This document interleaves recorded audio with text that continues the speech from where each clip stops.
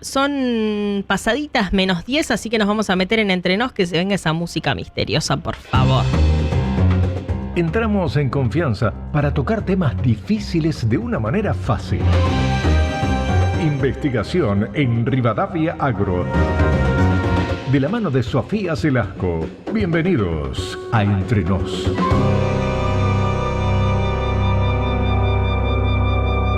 Sé que seguiremos juntos. Sofía, Entre Nos de hoy sobre...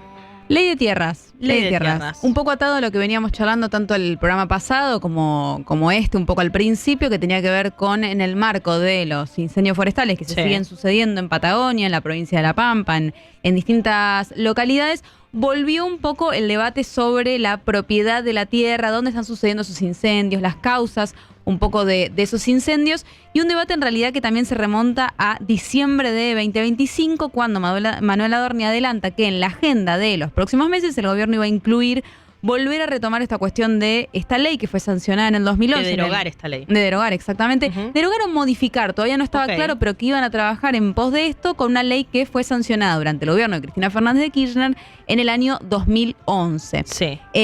Un contexto de sanción de esa ley donde tenías un boom internacional de precios, veniente del año 2000, de evaluación, y también todavía algunos resabios, esa resaca de la crisis menemista. Así que en ese contexto es que se sanciona. Ahora vamos a hablar un poquito de eso. Pero ¿qué dice en concreto la ley? ¿De qué hablamos cuando hablamos de ley de tierras? Bueno, que ni personas jurídicas, ni empresas extranjeras o estados pueden poseer más del 15% de las tierras rurales a nivel tanto nacional como provincial y como municipal. O sea, en los 3 estamentos no se puede superar ese 15%. De ese total del 15%, ninguna nacionalidad extranjera, ningún país per se puede superar el 30%. Y a su vez, ningún titular puede tener más de 1000 hectáreas en la zona núcleo. Es decir, Carola Urdan-Gring de Suiza y no puede tener ninguna posesión de una superficie que sea de más de 1000 hectáreas. En zona núcleo. En zona núcleo, en representación de ninguna firma, digamos, ¿sí? O al revés, de persona jurídica. En representación de una firma podría explotarla como empresa, ¿sí? Esto se quiso derogar, un poco de historia, en la época de Mauricio Macri, no prosperó, ahora volvió con el DNU, mega DNU del 2023. Apenas asumido, claro. Exactamente, eso fue judicializado por el Centro de Combatientes de Islas Malvinas en marzo de 2024. La justicia le da a la derecha, le dice, ok, perfecto, esto queda así, por eso la ley sigue vigente al día de hoy, pero revisada por la Corte Suprema y en vistas de volver justamente a ser revisada por este gobierno. Eso motiva la creación de un observatorio de tierras del que participan investigadores de distintos espacios. Algunos del programa de investigaciones sobre historia agraria de la Facultad de Ciencias Económicas de la UBA, también el Mirador Interdisciplinario Latinoamericano de Políticas Agrarias, conocido como MILPA. Son personas que tienen distintos tipos de investigaciones, pero que se juntaron para justamente sistematizar datos, a ver qué estaba pasando, digamos. Vamos a hablar de la derogación.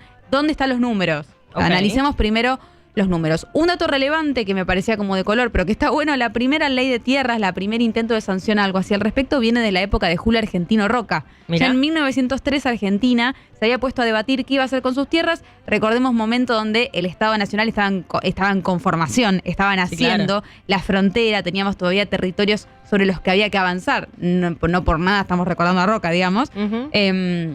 Así que la primera ley data de esa época. Después ya en el 44 empezaban a hacerse zonas, a definirse zonas que había que proteger, zonas que eran consideradas de reserva, y cambia contundentemente la normativa ya a partir de los 90 no cambia la normativa, sino que un poco se saltea eso y se venden unas 8 millones de hectáreas de tierras en zonas fronterizas. ¿Qué dice este mapa? Que se arma, como decíamos al principio del programa, a partir de datos solicitados al Estado, o sea, a partir de un pedido a la información pública.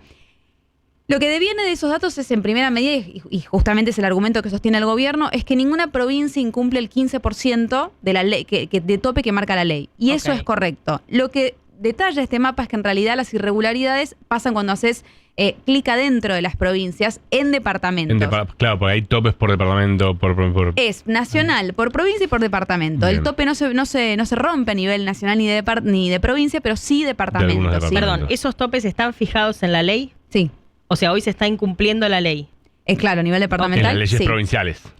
Claro, vos decís, en provincia nadie es dueño del 15% de Córdoba, digamos, pero cuando vos haces doble clic empiezan a haber departamentos donde sí hay irregularidades. A nivel nacional, más o menos se estima que es el 5% que está en manos de extranjeros, por ende estamos debajo del 15%, no hay problema con eso. Son unas 13 millones de hectáreas, equivalente a la extensión de Inglaterra, si lo quisieras comparar. Claramente no estamos hablando de una persona inmigrante que viene aquí, no estamos hablando de alguien que migró de su país para vivir acá en Argentina, se entiende, lo dijimos al principio. Ahora, el dato clave surge cuando vos mirás, por ejemplo, estos siguientes departamentos, te traigo ejemplos. Son 36 que en este momento están excediendo el límite fijado por ley. Hay 4 casos de público conocimiento. Uno es Lácar, en Neuquén. General La Madrid, en La Rioja. Molinos y San Carlos, en Salta, donde ahí la extranjerización supera el 50%. Wow. Esto opera 15%, ¿sí? No en provincia, repito, en departamentos. Todos ellos concentran bienes estratégicos, ya sea agua o mineros o estar cerca de una frontera. Después tenés, por ejemplo, a Iguazú en Misiones, o Ituzaingó y Verón de Astrada en Corrientes, donde se supera el 30%. Está Súper sobre estratégico también, pues muy cerca margen del río Paraná. Y muy cerca de la triple frontera. Exactamente. Yo charlé con los investigadores que hicieron este mapa y lo que me decían es, claramente lo que vemos cuando haces la sistematización es que lo crítico se da en zonas fronterizas, no se da en el medio de la pampa, zona sojera, ¿sí? Repito, son datos. Esto no es... o en provincias o en departamentos con recursos estratégicos. Exactamente. Y respecto a las nacionalidades poseedoras, que yo les decía al principio del programa, el podio en este momento son 3 países los que encabezan el podio. El podio es Estados Unidos, curiosamente. Uno pensaría o España o Italia por la cantidad de inmigración que hubo. Argentina, un país marcado eminentemente por las olas inmigratorias. Bueno, el podio lo encabeza Estados Unidos con 2,7 millones de hectáreas, ya sea, repetimos, de firmas de empresas, ¿sí? O de personas jurídicas representando una empresa. En segundo y tercer lugar quedan Italia y España, ¿sí? Esos tres países concentran la mitad de la totalidad de tierras que están en manos de extranjeros. Decíamos 13 millones de hectáreas, bueno, la mitad de eso en manos de hubiese pensado que Inglaterra tenía un poquito más. No figura en el podio, ¿viste? Mira. Y un ejemplo claro que está bueno, que me lo marcaba Matías Oberlin, que es uno de los investigadores detrás de este observatorio, es que, por ejemplo, si vos tomás un caso para entender y lo tenés que cruzar quizás con agenda pública, tomás el caso de Malargüe en Mendoza, ahí el porcentaje de extranjerización apenas supera el 15%, digamos. No te llamaría la atención, no se quiebra en todo caso la ley por mucho. Ahora bien, ese departamento tiene 4 millones de hectáreas, de las cuales 600.000 están extranjerizadas, y hace poco se anunció desde la gobernación que justo en esa zona iba a haber alrededor de 18 inversiones mineras. Digo, para atar y entender en todo caso cuáles las zonas, porque son estratégicas. Y insisto, el interés de esos extranjeros. Exactamente, no sucede acá en la provincia de Buenos Aires, que de pronto hay una parte que está en manos digamos, grandes porcentajes de tierra en manos de empresas o grandes empresas del exterior, sino son siempre zonas, digamos, que ahora después viene en todo caso el análisis, si eso está bien o está mal, si eso genera algún tipo de daño en todo caso a la soberanía nacional. No es, digamos, el debate acá, sino el observatorio en principio, claro. Exactamente. El principio es, vamos a debatir esta ley, ¿se quiere derogar o modificar? Bueno, en principio veamos si la ley funciona, cómo está, o no funciona, si se cumple o no funciona. Exactamente, a nivel nacional...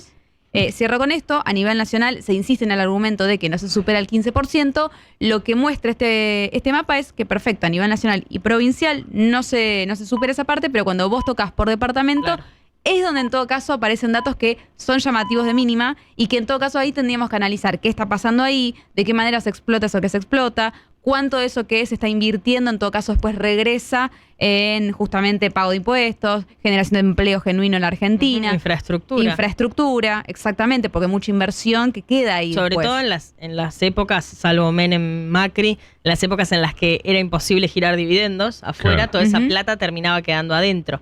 Hay que ver en qué explotación, insisto, no es lo mismo una explotación agropecuaria, no es lo mismo un campo ganadero que una minera. Que una minera que tiene otras regulaciones, aparte también, a nivel dividendos. Y bueno, y eso, y ahí sí, un asterisco es justamente lo que llegas a hacer ahí, es lo que inviertas o no ahí, bueno, bajo qué regulación, claro, eso que se está explotando. Gracias, Sofi. No, gracias a vos.